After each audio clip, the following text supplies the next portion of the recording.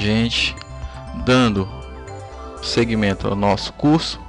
Na nossa aula 7, nós iremos tratar de prevenções de doenças e parasitoses. Um planejamento prévio das operações rotineiras de um sistema de cultivo, como despesca, transporte, transferência dos peixes de um tanque para outro, de um viveiro para o outro, é imprescindível para a nossa prevenção contra todos os tipos de doenças e parasitoses.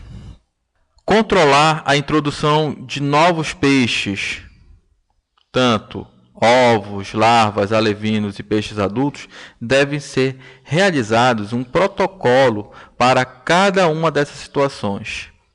Isso irá nos proporcionar que os organismos que estão sendo cultivados em nossos viveiros, eles estejam livres de organismos patogênicos e provenientes de fornecedores idôneos.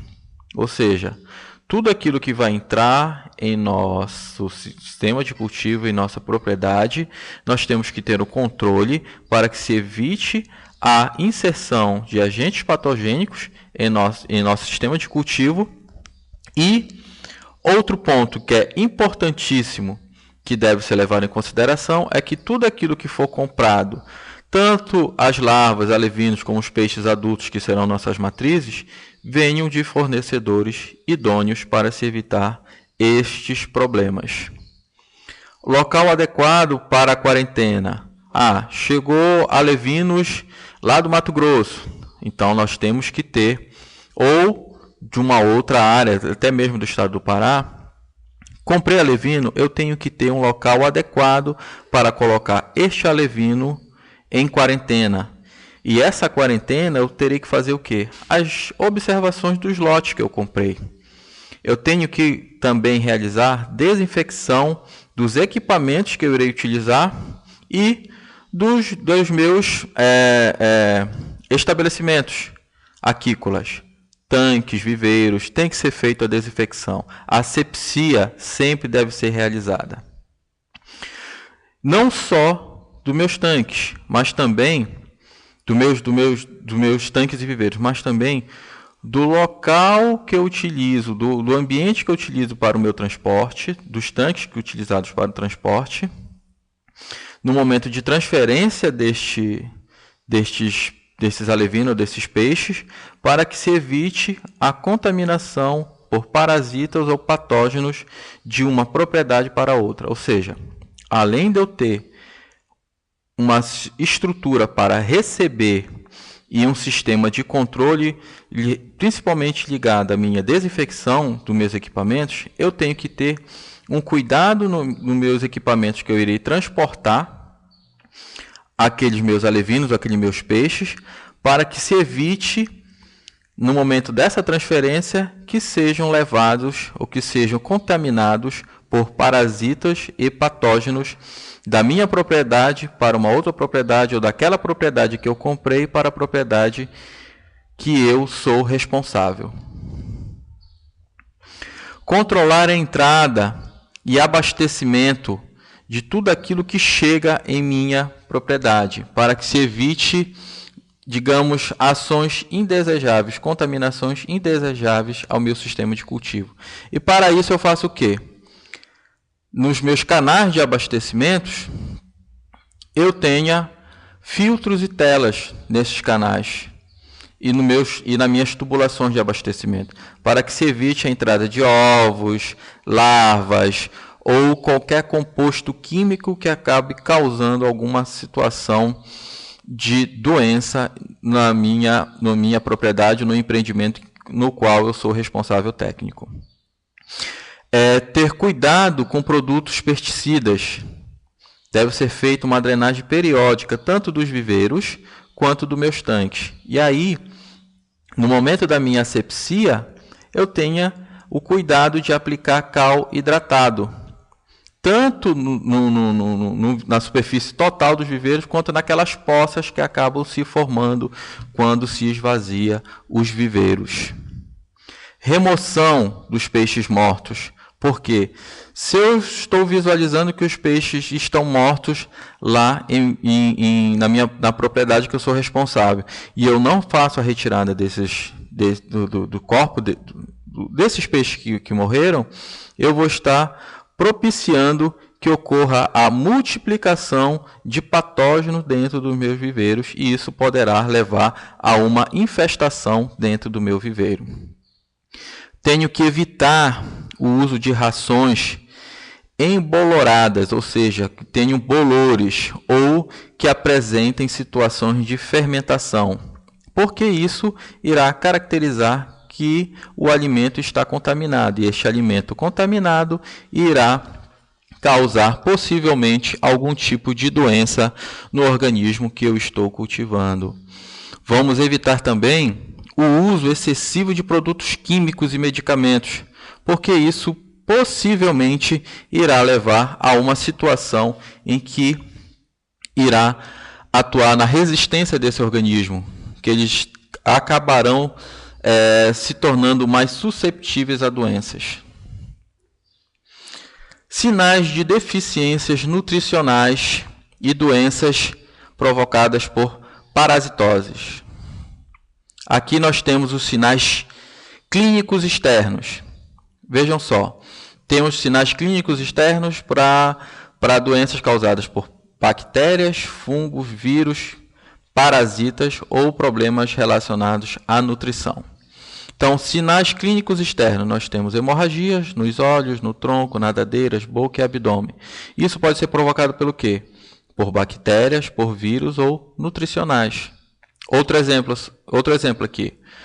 Abdômen inchado ou retraído pode ser provocado por bactérias, vírus, por patógenos, ou melhor dizendo, por parasitas ou doenças relacionadas à má nutrição desse organismo.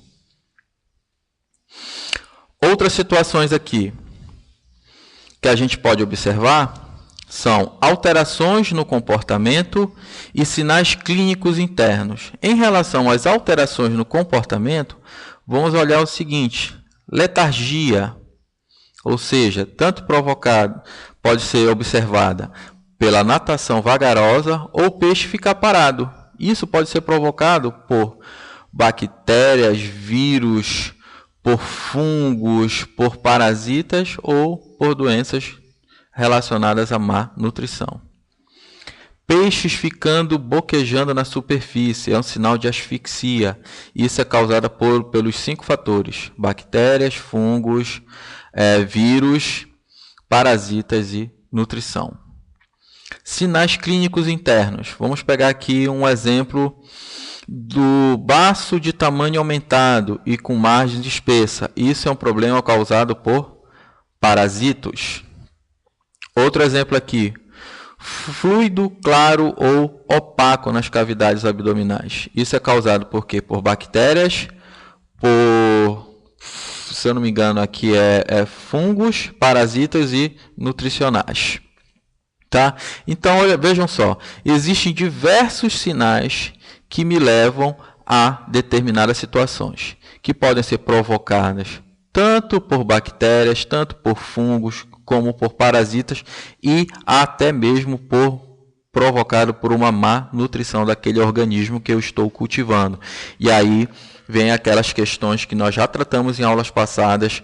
Vamos trabalhar com ração de qualidade, vamos ter cuidado com a questão manejo, tanto alimentar quanto o manejo que estão relacionados com o monitoramento da qualidade de água dos sistemas de cultivo. Profiláticos e terapêuticos no controle de parasitos. Aqui nós vamos falar um pouco sobre as medidas de concentração dos produtos que são aplicados na água. Aí nós trabalhamos tanto em ppm, que significa parte por milhão, percentual, ou percentagem, significa para cada quilo de um produto sólido que eu vou aplicar para 100 ml de água. Profilaxia com sal, nós iremos trabalhar com concentração de sal, ou seja, 0,5% de sal equivale a 5 kg de sal em 1 metro cúbico, ou 1.000 litros de água. Tratamento por tempo indeterminado com formalina na concentração de para cada 1.000 ml equivale a 1 litro de formalina. Tratamento tópico. São aplicações de medicamentos diretamente no local da infecção. Isso pode ser feito com pó ou então a própria injeção. Aí aqui nós temos as injeções intramuscular ou intraperitoneal, que administra antibióticos em peixes de grande valor, como reprodutores, peixes ornamentais raros, entre outros organismos que têm um valor de mercado elevado. Podemos utilizar também rações medicadas, que elas vão estar o quê? Em um desses ingredientes vai estar presente antibióticos que irão atuar no controle de doenças bacterianas. Vermífugos também podem ser adicionados em rações em casos de infestações de vermes no trato intestinal. Banhos rápidos, que podem ser feitos para expor estes peixes a elevadas concentrações de um determinado terapêutico ou um profilático. E esses banhos nós chamamos de banhos de curta duração. Esses banhos de curta duração nós estamos falando de banhos de alguns segundos apenas. Banhos prolongados. São banhos de fluxo contínuo, só que eles são banhos que são feitos em substâncias com baixa concentração de medicamentos. E esses tempos mais prolongados podem ser de minutos ou até horas, que aí irá ter resultados mais eficazes. Vejam só, a diferença entre banhos rápidos e banhos prolongados está basicamente na concentração do medicamento que eu estou utilizando. Tratamento por tempo indefinido. Aqui, nessa situação, os peixes vão ficar expostos em baixas concentrações de um determinado medicamento e aí não tem tempo. A cessão desta situação de tratamento vai depender da resposta que esse organismo está tendo em relação ao medicamento aplicado. Isso pode durar semanas até meses.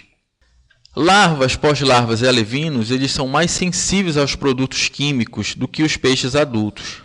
Peixes jovens, eles têm uma alta atividade metabólica e por isso eles respondem mais rapidamente aos medicamentos que são aplicados a eles. A tolerância a certo produto, ela vai aumentar com o aumento de algumas exposições do peixe em relação a esse produto. Que os peixes que são colocados a várias exposições, eles são submetidos a baixas concentrações dos medicamentos. Isso faz com que os peixes acabem produzindo enzimas e outras substâncias que vão favorecer a sua defesa. E essa defesa vai estar relacionada com a sua capacidade de produzir metabólicos terapêuticos em seu organismo. Quanto melhores as condições da qualidade de água, como oxigênio dissolvido, pH, gás carbônico, amônia e nitrito, faz com que os organismos tenham uma melhor tolerância aos medicamentos, que eles conseguem absorver melhor os medicamentos sem que tenha a sua saúde mais prejudicada ainda. Ou seja, se eu não tiver um controle da qualidade de água, por mais que eu use os produtos terapêuticos, este organismo vai acabar não respondendo da melhor forma possível. Então, qualidade da água em situações de terapia para qualquer situação de doença é a principal base em qualquer tratamento dos organismos que nós estamos cultivando. Aqui, minha gente, nós temos uma tabela mostrando os diversos produtos que são utilizados no tratamento de algumas doenças presentes em piscicultura. Nós temos o sal comum, que aqui a forma de tratamento dele é o quê? Banhos de 5 a 10 minutos, na concentração de 30 gramas para cada litro. E ele esse tipo de produto é utilizado para aqui tratamento contra parasitas e bactérias. O permanganato de potássio é feito em banhos de 20 a 30 minutos ou banhos por tempo indefinido, que vai depender também da resposta do organismo que está passando por esse tratamento, tá? E aí, quando nós trabalhamos com banhos de 20 a 30 minutos, a concentração deste composto terapêutico vai ser de 10 gramas para cada metro cúbico. E ele é utilizado basicamente para que tipo de tratamento? Contra parasitas e bactérias que estão presentes externamente naquele organismo cultivado. Outro exemplo aqui é o triclofor. A forma de tratamento é indefinido, pode ser também indefinido, ou por banhos prolongados, ou por banhos rápidos. Quando eu utilizo em banhos prolongados, a concentração deste terapêutico vai ser de 1 a 2,5 gramas deste composto por metro cúbico. Ele é utilizado basicamente para quê? Para o tratamento contra ergazílios. Bom, gente, aqui tem essa tabela aqui como um todo, e aqui a gente pode observar que todos esses produtos têm a forma do tratamento, a concentração e para que tipo de agente patogênico ele está sendo utilizado. Gente, nossa aula vai ficar por aqui. Eu vou passar umas atividades para vocês relacionadas à aula de hoje. Qualquer dúvida, eu vou marcar um chat na plataforma, e lá a gente vai conversar sobre as dúvidas que por acaso vocês possam ter no decorrer dos estudos de vocês. Até a próxima aula e bons estudos.